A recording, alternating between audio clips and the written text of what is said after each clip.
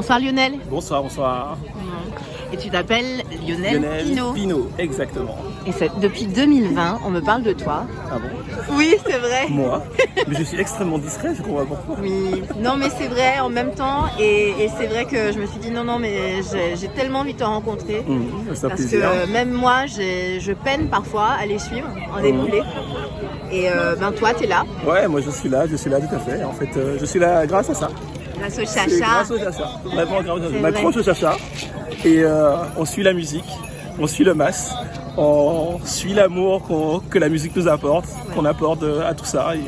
Et c'est un kiff monumental. On va expliquer aussi pourquoi tout ça? je te dis ça. On va écoute, faire un plan. Effectivement. Voilà. Donc tu as une prothèse. Tout à fait, j'ai une prothèse tibiale, effectivement, je suis équipé comme ça depuis 2000. Maintenant, ouais, ça fait déjà plus de 20 ans. Plus de 20 ans. Plus de 20 ans. Et puis, c'est une seconde vie, on va dire. C'est une seconde vie parce qu'il faut réapprendre à faire différemment, mais continuer à avancer. Et le principe, c'est ça. Et donc, du coup, je kiffe le carnaval. C'est quelque chose que j'ai toujours fait. Toujours. J'ai toujours fait. Avant, je faisais surtout des groupes à casse-clair.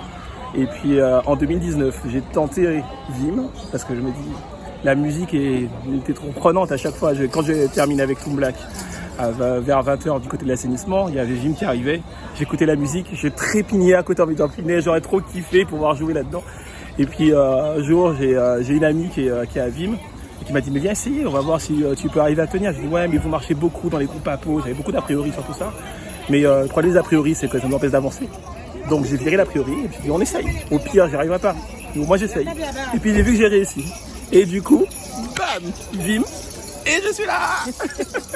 Il y a quelque chose que je veux te demander, Oui. mais tu me diras si je peux te le demander. Tu peux toujours poser la question.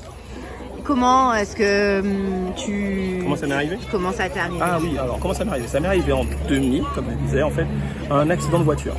Un accident de voiture, tout bête, un accident de voiture à 70 km/h. Ça n'a pas l'air méchant comme ça, mais en fait, ce petit accident de voiture a quand même quelques conséquences parce que, en fait, j'ai eu plusieurs fractures ouvertes à la jambe et j'ai été hospitalisé au CHU. Malheureusement, avec les différents soins qu'il y a eu au CHU et les traitements que j'ai eu plusieurs infections. Et puis au bout d'un mois, il a fallu amputer. Je venais d'avoir 18 ans cette année-là. Et du coup, c'était à moi de prendre cette décision.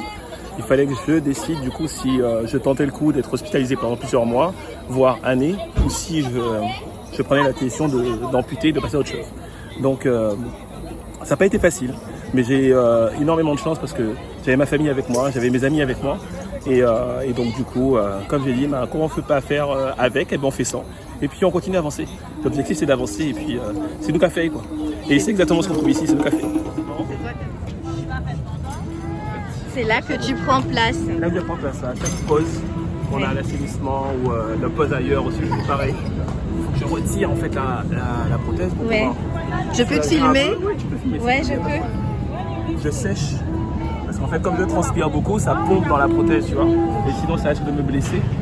Donc, pour éviter d'avoir trop de problèmes, trop de contre-coups après pour la semaine, je fais en sorte de bien sécher, tu vois. Et puis après, hop, je peux la ramener tranquillement et repartir pour plusieurs kilomètres. Oui, parce que là, c'est pas fini là. Là, c'est pas fini, c'est la première pause. Tu comptabilises le nombre de kilomètres que tu fais. Alors, le téléphone fait ça, mais j'y crois pas trop parce que comme je bouge tout le temps, donc il rajoute des kilomètres. Alors, le plus Oui, de il doit kilomètres. rajouter des trucs. Mais en général, on fait quoi? On fait une bonne dizaine de kilomètres.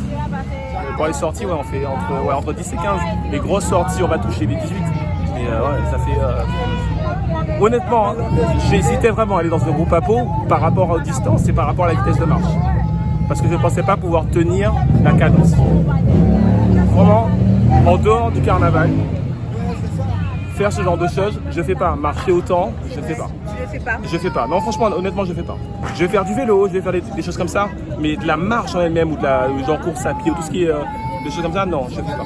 Par contre, pendant le mas, c'est quelque chose qui est très bizarre. Et je suis pas forcément le seul parce qu'il y en a beaucoup qui ont, je sais pas, mal au genou, des machins, des choses comme ça, et qui arrivent à passer au-delà.